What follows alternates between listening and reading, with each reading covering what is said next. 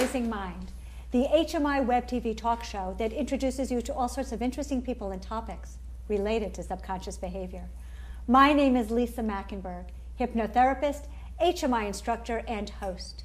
Today we have two amazing guests who are going to talk to us about a brand new book that they have written about past life regression therapy and its benefits. Well, my first guest is Heather Rivera. Now, Heather has her doctorate in alternative healing. She is also a registered nurse, and she, with her husband Mark, who has his master's in physics, are the co-authors of this amazing book, Healing the Present from the Past. It's a personal journey of a past life regression researcher. Please help me welcome my guests.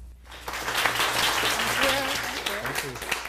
Well, Mark, I'm going to ask the question that everybody's interested in. You have your master's in physics. Yes. Is past life regression therapy even possible? And in any capacity, could it possibly be true? Now, I assume you're speaking of reincarnation itself. And we have no scientific models that would explain the occurrence of reincarnation. But however, we do know that the models that we have are incomplete. Our models of the universe. The only models we have of a human being is the localized to the body and the brain. So if we attempt to explain reincarnation, we need to at least try to extend those models to some degree. And so what I would do is I would extend the model just enough to explain what occurs, what we see happening. And so I would explain it by starting off by saying that the experiences that a human being has, the thoughts and memories that they have, are stored in an area that is independent of the physical body. So when the physical body dies and disintegrates, that information is retained somewhere. And that during the process of development of the new human body, that information either is transmitted into that human body or is actually utilized to in the development of that body. And that's how I sort of explain what I see in Dr. Ian Stevenson's work, where he has physical traits and even abnormalities that occur as a result of that come in concert with past life memories. And if the body can be affected during that development phase, the brain can be affected as well. I got to tell you, yeah, that Mark, would be. That was the most cogent explanation I've heard, and I'm not real Well, good with you. physics. And they say a sign of being really smart is to take something really complicated and explain it to someone who really doesn't understand. I'm glad I could do that. So that worked for me. I hope it worked for everybody too. But you know, Heather, rather than looking at whether it was accurate or true, as some past life regression researchers do, can they validate or verify the past life? You had a very different approach. You wanted to see if past life regression therapy was in any way, shape, or form beneficial. What did you find? Well, this was my thing. I had this physical healing and a spiritual healing, and I wanted to know, as a registered nurse, I wanted to see whether this was an anomaly in me or whether this was something that happened with everyone. Just as you were taking a pill, like an aspirin for a headache, you'd want to know whether this was going to work on you. And I had not seen anybody that did any data on this, and so we decided to do a study on it. We collected surveys from all over the world based on a bunch of different healings, and then we quantified it. So we actually measured the type and the degree of healing from past life regression therapy, and even the negative outcomes from past life therapy. What was your sample size from one statistician to another? This book was on 220, but we have 265 now. Excellent. Yeah. And what did you find? I'll go back to Mark. What did you find when you quantified the data? Yeah, and I just want to say we are continuing to collect data, so anyone who wants to participate can do that.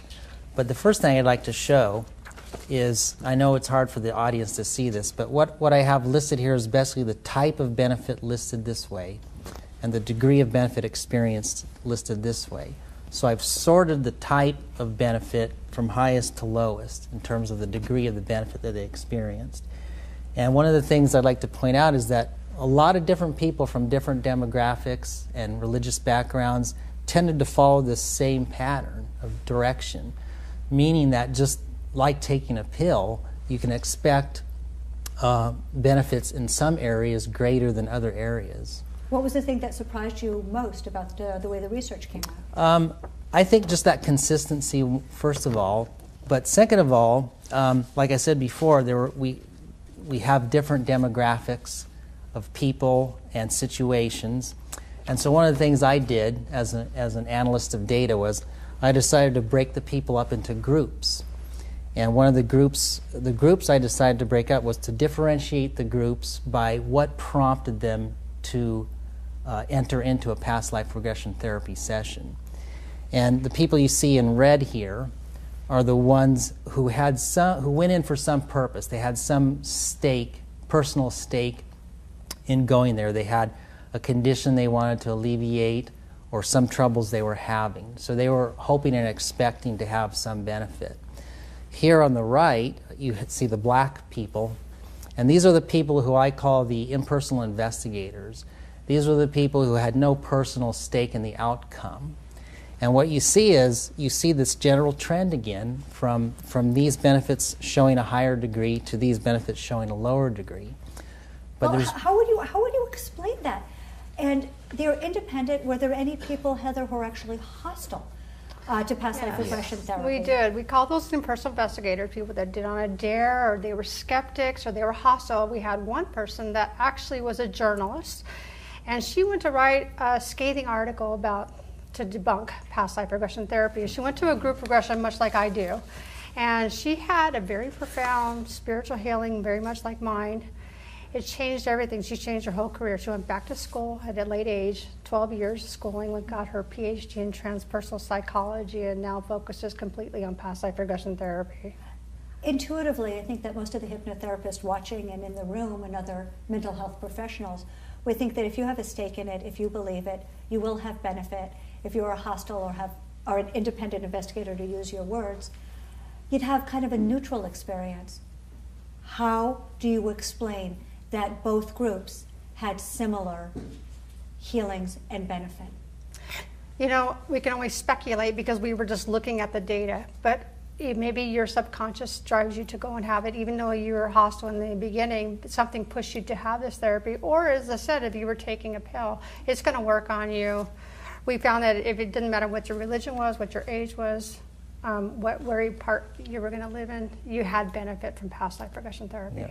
One of the interesting results of the study that I saw was that if someone went in with a physical symptom and they wanted to alleviate that symptom, 80% of the people who went in with a physical symptom experienced an alleviation of that symptom.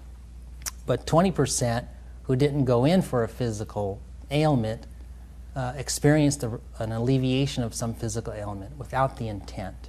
So it was an 80% versus 20%. Which is what happened to me. But the fact that you're targeting a given ailment may not necessarily mean it's a completely placebo effect. But there could be some effect there. Wow. I'm going to pick on something you just said. And it was like a little bit of a throwaway line, but you know what I am? I'm a professional listener, okay? Okay. And you said, gee, just like me, I went in for something and I had a spontaneous relief from a physiological symptom. Yes. Tell me about it. Sure. I had actually gone to see a hypnotherapist for entertainment, just as I was going to a carnival and went to see a palm reader. This is my whole intent. Yet I have rheumatoid arthritis, and one of the joints that it affected was my throat, and I usually talked at a whisper, even though I went through speech therapy and ENTs. And so I went to see this therapist, and I went in as a whisper, and she regressed me down the stairs. And I went to a book, and I saw a picture of a knight in the book in my library in my mind. And immediately I went into the knight's body, and I experienced fully this knight's life. And she progressed me a little further on in time, and we were in battle. I was a knight in battle on a green field. And I get a little choked up every time I do this, so I'm going to... I was stabbed in the throat, and I was choking out my blood. I left the body, and I had my first spiritual experience in my life, the connectedness and the peace and the expansiveness. But when I came out of that hypnosis, I went, oh my God, Donna, that was amazing. And I said it with this voice I have today. And I've never lost my voice since that day. So this is what prompted the whole journey, the research. Did you ever have a past life regression, Mark? Yes, I did. It took me about 8 attempts. before. You know, I think just because I have an analytic mind and I kind of turn my spotlight on myself and study myself. But there was a particular therapist that I just felt very comfortable with, and I trusted him. And I had practiced a time or two before, so I kind of knew some of my own pitfalls. But I was surprised that it only took me about 8 attempts. I was expecting it to take me a lot longer. Did you get benefit consistent with the very things that you were studying? I have not, again, for me, I didn't experience an alleviation of any symptom or anything. But I do remember, I guess I would say that I struggled with some guilt issues and things that I had experienced in previous life. And I'm still sort of chewing on that, I would say. But it's definitely given me some insight into what I believe are the causes of some emotional difficulties that you might have. Yes, that makes sense. You know, one of the most interesting things that I found when I was reading your book was how past life regression therapy, whether you're going in for a specific purpose or you are independent investigator, is how it impacts that person's spiritual beliefs. Can you tell us about that?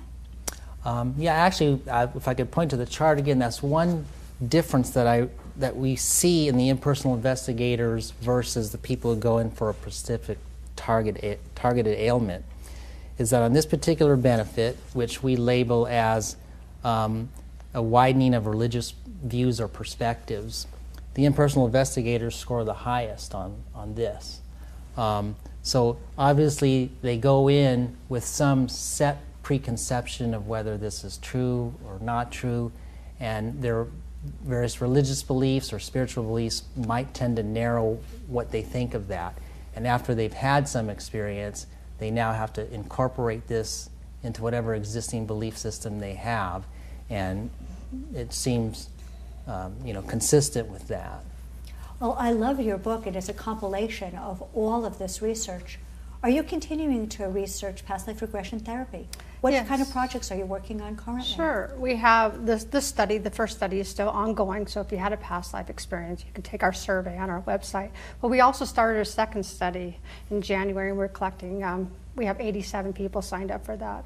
But we've been speaking everywhere. We're going to Vancouver, British Columbia speaking. We have a retreat. We have a lot of things going on. And I became an adjunct faculty member for the school I graduated at. We do a Ph.D. mentoring program, so we have a lot of projects going on. Heather, are you in private practice as a hypnotherapist or even a past life regression hypnotherapist? I am taking some clients. I do mostly group regressions, but I do take some private clients for past life regression only. But mostly our research institute is just basically research and education, PLR Institute. We have now hypnotherapists on board, and marriage and family therapists, and reverend and a physicist. So I'm our guinea pig. I like it. Well, Mark, Heather, everybody's going to want a copy of your book, Healing the Present from the Past. Where can people get it? it's on Amazon.com and BarnesandNoble.com and Balboa Press, so you can, or live events, or my website. And how can people partake in your survey if they have had a past life experience that they would like to share with you? Sure, they just go to plrinstitute.org and it links you up with everything. You can even tell your story on our site. I love it. Yeah. Well, Heather, Mark, we need to take a short break. But first, I just want to thank you for coming on and being guests on my show. Everybody, please stay tuned, because in our second segment, we're going to actually meet a composer who creates music to facilitate entering deep hypnotic trances. Stay tuned. We'll be right back on Amazing Mind.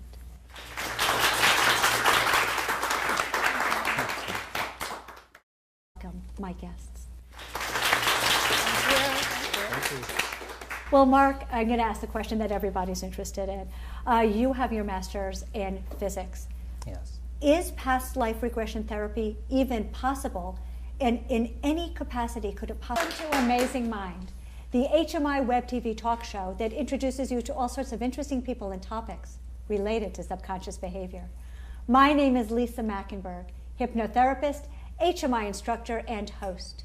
Today we have two amazing guests who are going to talk to us about a brand new book that they have written about past life regression therapy and its benefits. Well, my first guest is Heather Rivera. Now, Heather has her doctorate in alternative healing. She is also a registered nurse, And she, with her husband Mark, who has his master's in physics, are the co-authors of this amazing book, Healing the Present from the Past, as a personal journey of a past life regression researcher. Please help me welcome